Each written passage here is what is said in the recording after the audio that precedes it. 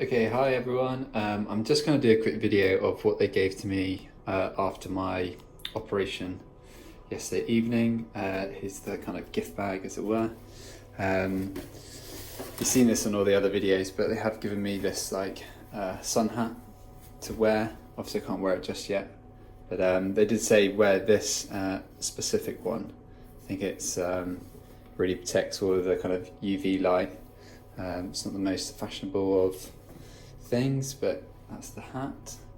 Then they've given me this kind of special shampoo. I think it's conditioner as well. So I'm going to speak to them today about getting some more of that, which would last me for a year. They've also given me a spare inflatable pillow as well, because obviously it gets quite grubby after your operation. I think they've given me, 2 of those, including the third one. They also gave me some painkillers straight after yesterday's operation, just to take that sting away, which it kind of kicks in like after an hour, which is quite useful. Then they give you this pack, which has got all of the kind of details. We'll go through this in a minute, of which tablets to take. And when this is quite good because it gives you a list of the drugs you've got inside your bag, so when you go to the airport, if they question that, you can just show them that, which is useful. Then we've got all the tablets you need to take, and what tablets? So a lot of these tablets are to help you recover, obviously keep steady blood flow.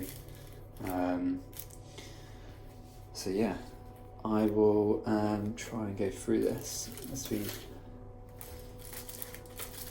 sit in here. There is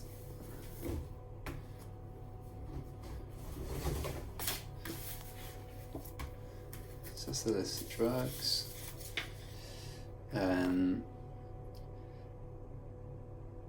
I travelled on my Australian passport because my English one's out of date. So I might be one of the first Australians to have a treatment in Turkey. Not sure. I'm sure many other Australians have come over.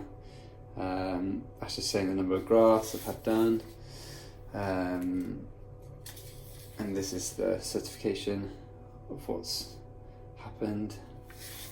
And this is the one I need to look at.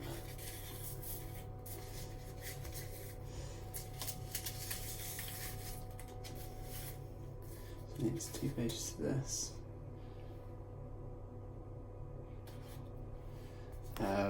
Okay, so I need to take one of those,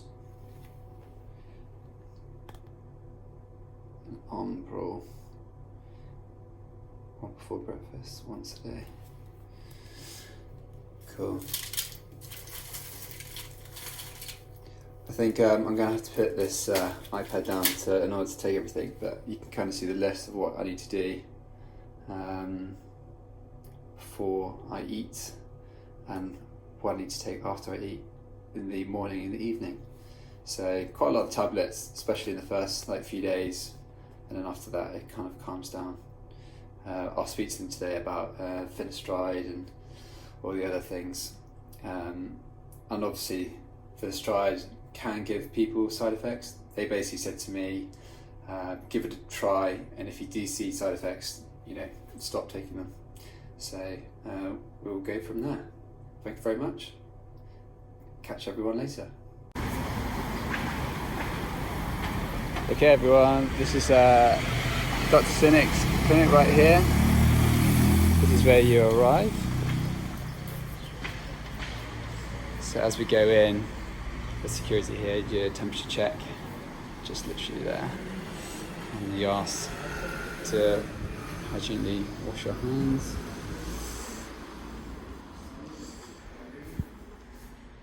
And this is the waiting room. This is where they'll make sure you're comfortable.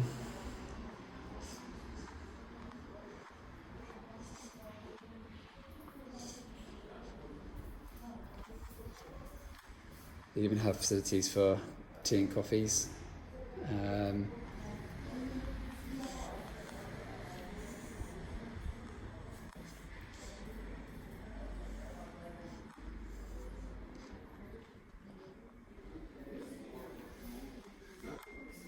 This is the lab where they do your first wash, and that's it. The facilities here are very, very clean.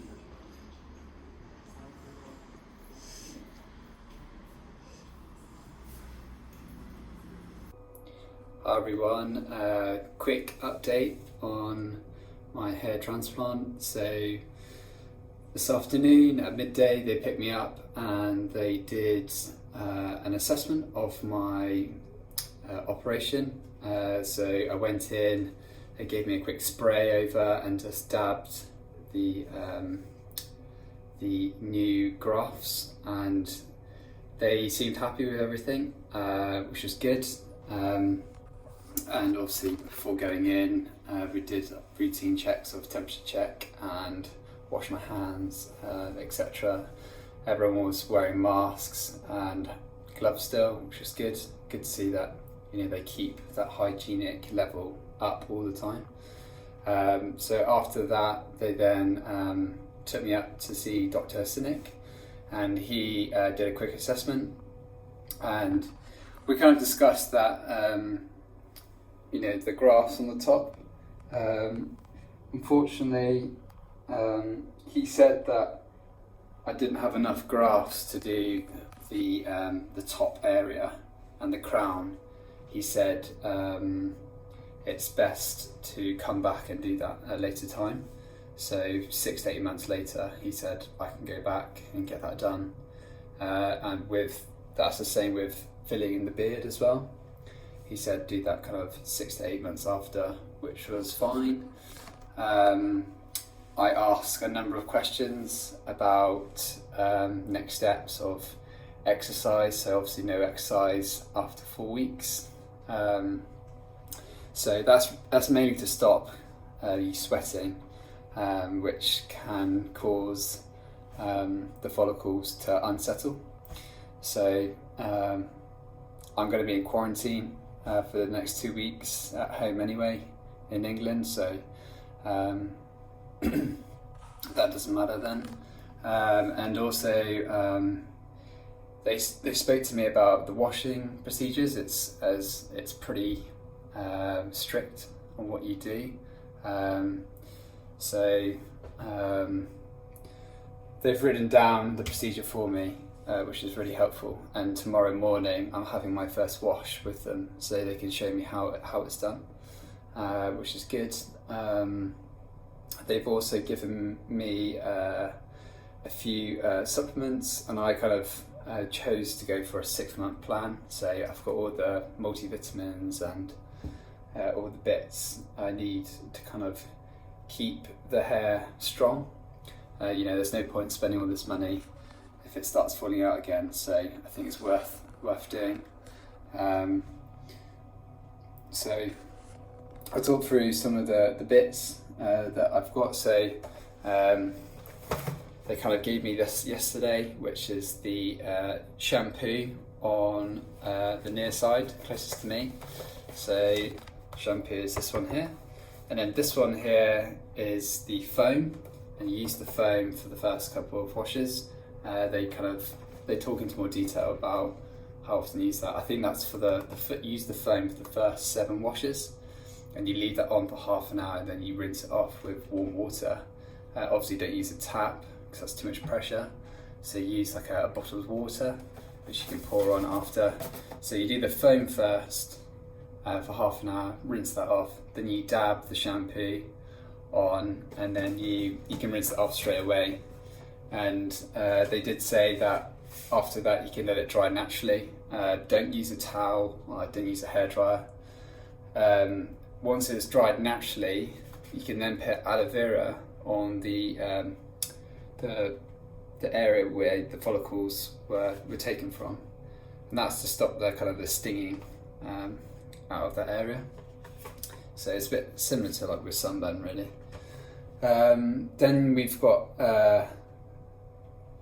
the supplements that they've given me. So they've given me biotin, which is essentially a multivitamin to kind of strengthen the follicles.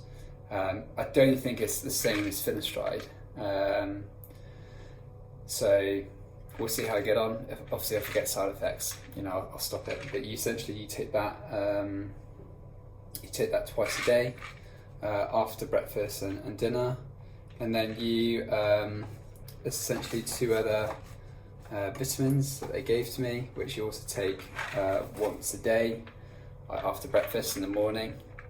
So basically they're different vitamins for the different things. You've got vitamin A, B, C, D, E, etc. So it kind of covers all the different ranges. Dr. CINIK did say that the biotin is just as good as finasteride, and it shouldn't come with the side effects. So the testosterone that you get in the top of the head, that causes the old follicles to thin out. So they did give me some spray, which you kind of spray on the areas 3 to 4 times a day. He said try and do that for the first few days. That will stop with the scabbing that starts to happen. Also give me a spare headband. So the headband stops the swelling. So obviously the plasma in there is still kind of doing its thing. So you keep the headband on for at least a couple of days until the swelling goes down. And what was quite interesting is that Dr. CINIK and his staff and funder and everyone else has been amazing. They've given me a letter to show to the people on my flight, airline, that obviously I can't wear a face mask, or I can't wear a shield.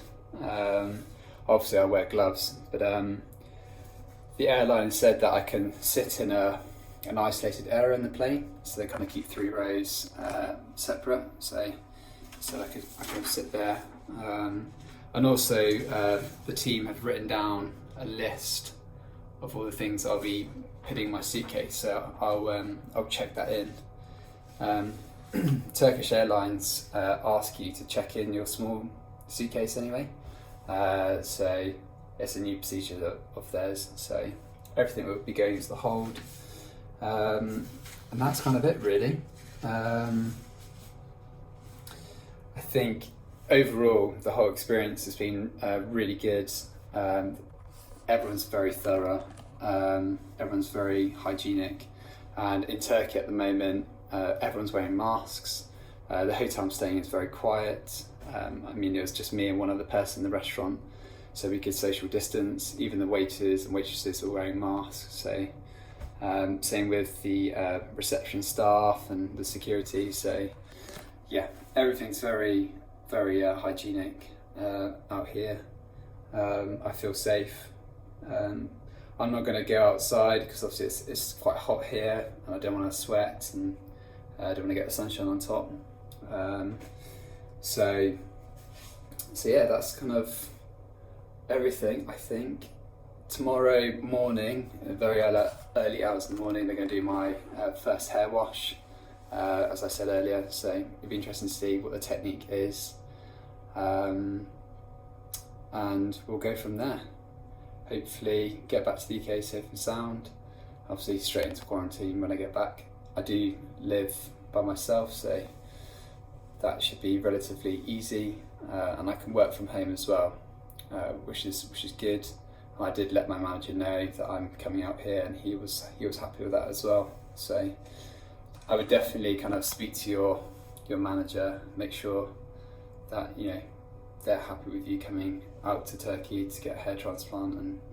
And I was thinking at first, don't tell them, but it's better to be transparent and honest, and it just puts you at ease as well.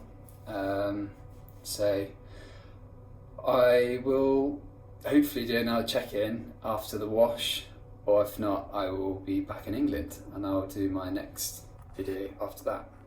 Thanks everyone, bye.